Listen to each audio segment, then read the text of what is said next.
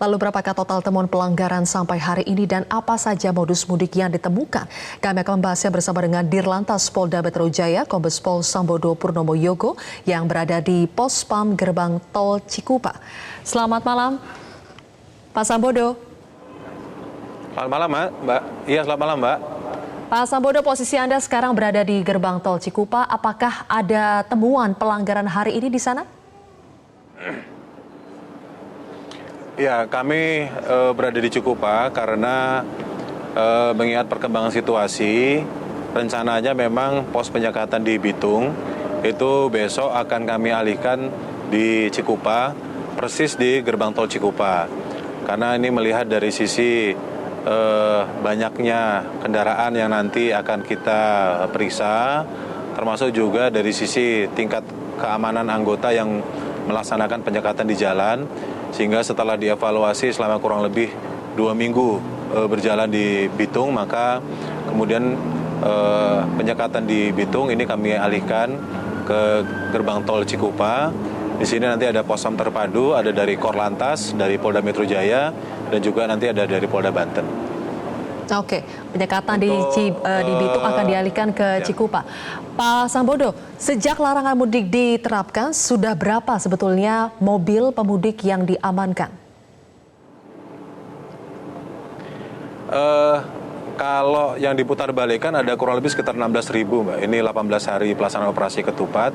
Kemudian untuk yang diamankan sendiri, dalam arti kita tilang, kemudian kita amankan kendaraannya, itu ada kurang lebih sekitar 228,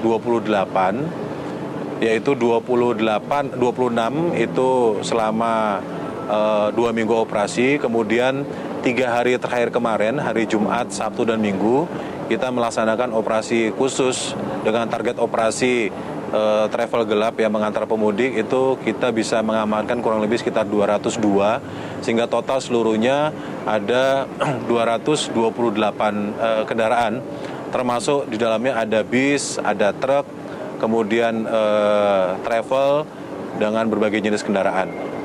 Oke. Demikian, Mbak. Untuk pengemudi yang kendaraannya diamankan, Pak, apakah semuanya ini akan dikenakan sanksi pidana atau bagaimana? Iya, yang kita amankan 228 ini ada 2 pasal yang kita kenakan. Pasal yang pertama adalah pasal 303 Undang-Undang Lalu Lintas. Itu khususnya kita kenakan kepada kendaraan barang yang mengangkut orang. Contohnya misalnya kemarin kan sudah ada beberapa yang kita temukan untuk kendaraan truk yang mengangkut orang.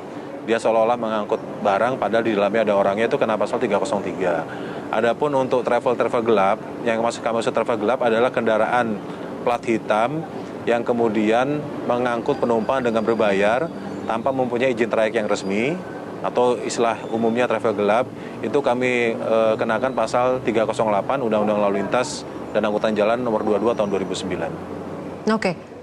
Pak Sambodo, bagaimana ceritanya sampai kepolisian berhasil mengungkap adanya travel gelap yang menawarkan jasa mereka melalui media sosial dengan harga 3-4 kali lipat, dan ternyata kebanyakan dari mereka ini menggunakan jalur tikus.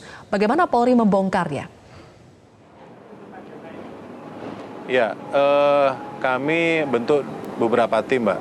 Ada yang pertama tim sus kami yang memang seperti patroli cyber, kemudian melaksanakan patroli di dunia maya untuk kemudian menemukan oknum-oknum yang kemudian menawarkan jasa mudik kepada masyarakat yang ingin mudik dengan harga-harga tertentu, dengan tujuan-tujuan tertentu.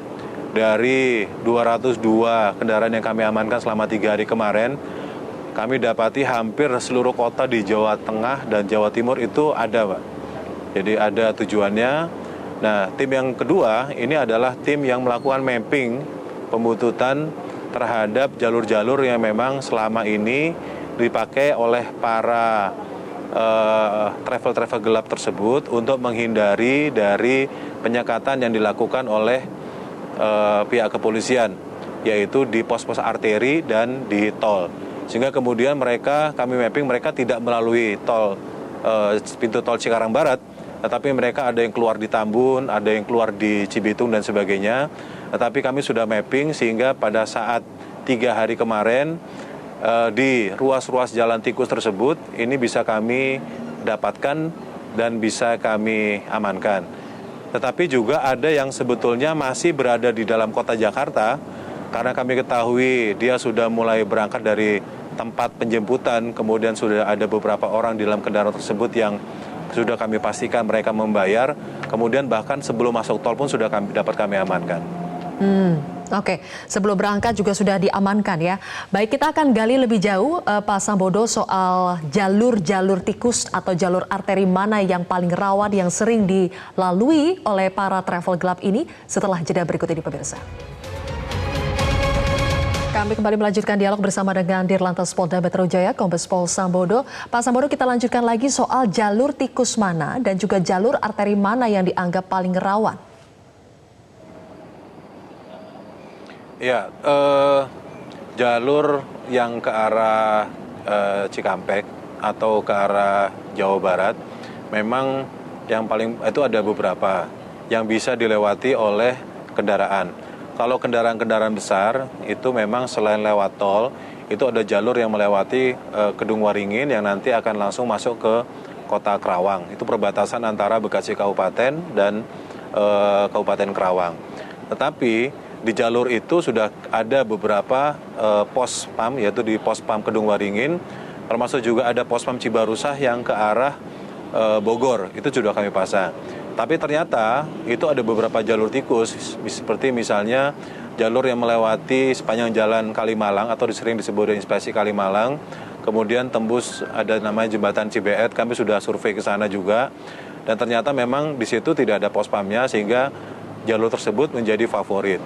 Oleh sebab itu kemudian kami memperbaiki CB kami, cara bertindak kami, kemudian kami tempatkan juga patroli-patroli kami di sana, termasuk juga kita sudah menginfokan kepada Polres setempat untuk kemudian juga membangun pos di situ, dan mereka memang banyak yang karena sudah tahu bahwa ada pos penyekatan di Cikarang Barat, mereka para travel gelap ini banyak kemudian sebelum keluar tol Cikarang Barat itu mereka sudah keluar, itu ada beberapa pintu tol mulai dari Tambun, Cibitung dan sebagainya. Di titik-titik itu mereka keluar dan berusaha mencari jalan untuk menuju ke arah Kerawang, kemudian setelah dari Kerawang masuk kembali ke tol lewat pintu tol Kerawang Timur maupun pintu tol Kerawang Barat. Nah ini yang sudah kami mapping dan memang di titik-titik itulah paling banyak kami dapatkan. Baik, berarti akan ada penambahan pos pengamanan dan juga personil yang ditempatkan di tempat-tempat yang sudah dipetakan itu ya Pak? Betul, betul Pak. Lalu Pak Sambodo terkait dengan travel gelap, sebetulnya travel gelap ini kendaraan yang mereka gunakan itu merupakan kendaraan travel perusahaan tempat mereka bekerja atau kendaraan pribadi atau mungkin mereka mencharter dari pihak lain Pak? Itu kendaraan pribadi yang dimiliki oleh perorangan. Kemudian jenis kendaraannya memang kendaraan minibus, kayak mohon maaf kami sebutkan mereknya, ada ada EPV, ada Innova, kemudian ada juga Luxio, ada juga Elf dan sebagainya, yang kemudian karena bisa mengangkut penumpang dengan jumlah cukup banyak, kemudian dijadikan travel, dan ini menarik penumpang. Nah, karena mereka travel gelap, mereka tidak punya perusahaan, mereka kemudian mengiklankan dirinya melalui media sosial atau juga dari mulut ke mulut. Artinya mungkin ada 1-2 yang sudah pernah berhasil mengantarkan sampai ke Jawa, kemudian dari situ penumpangnya kemudian memberitahu kepada teman-temannya untuk naik travel yang sama gitu. Namun mungkin yang pas kedua kalinya atau pas ketiga kalinya bisa kami dapat. Oke, terakhir Pak Sambodo, kita mendengar ada modus-modus seperti misalnya pemudik sembunyi di balik terpal atau di bak mobil, di dalam truk. Apakah juga ditemukan modus lainnya, misalnya ada pemudik yang berpura-pura mereka ingin pergi ke suatu tempat karena ada urusan yang terkait dengan kesehatan atau ada anggota keluarga yang meninggal dunia. Bagaimana cara petugas di lapangan untuk memastikan modus-modus seperti ini? Ya, memang semakin ke sini masyarakat yang kami lakukan penyekatan itu memang banyak sekali mengeluarkan surat-surat keterangan tugas gitu ya. Dan tentu juga dengan mepetnya waktu, karena kalau kami meriksa terlalu lama akan menimbulkan antrian yang cukup panjang. Tentu tidak semuanya juga bisa kami teliti dengan saksama. Tetapi mari mari saya hanya ingin membangun kesadaran kepada masyarakat bahwa walaupun bisa lolos di Jakarta misalnya, lolos dari Cikarang, belum tentu teman-teman ini bisa lolos di tempat tujuan. Karena di situ nanti ada penyekatan dari Polda, ada penyekatan dari Polres setempat. Bahkan seandainya pun bisa lolos sampai ke rumah, orang-orang ini kan akan akan diisolasi mandiri gitu. Nah, tetapi yang ingin saya sampaikan juga, Pak, bahwa penangkapan 202 travel hanya dalam waktu 3 hari, ini kan juga sebetulnya menunjukkan animo masyarakat yang masih cukup besar untuk melaksanakan mudik. Nah, ini kan menimbulkan keprihatinan kita bersama. Oleh sebab itu, dengan adanya operasi ini, kami ingin menegaskan pertama bahwa komitmen pemerintah untuk tetap melarang mudik. Jadi kalau masih ada keraguan di masyarakat bahwa mudik diperbolehkan, itu salah. Jadi mudik tetap dilarang. Kemudian yang kedua, ini juga membuktikan komitmen kami untuk mendukung program pemerintah larangan mudik ini. Dan kalau ada masyarakat yang isu-isu yang beredar bahwa kami dari pihak kepolisian ada yang main mata dengan pemudik, ini kami tunjukkan bahwa kami tidak main-main, kami serius untuk menangani pelarangan mudik ini. Bahkan kami menunggu seandainya ada masyarakat yang bisa memvideokan, membuktikan bahwa ada anggota kami yang menerima sesuatu dari pemudik, tolong kirimkan ke kami akan tidak tegas. Baik, oke, terima kasih atas penjelasan Anda, Dirlantas Polda Metro Jaya Kombes Pol Sambodo Purnomo Yogo telah bergabung bersama kami di Prime Time News hari ini.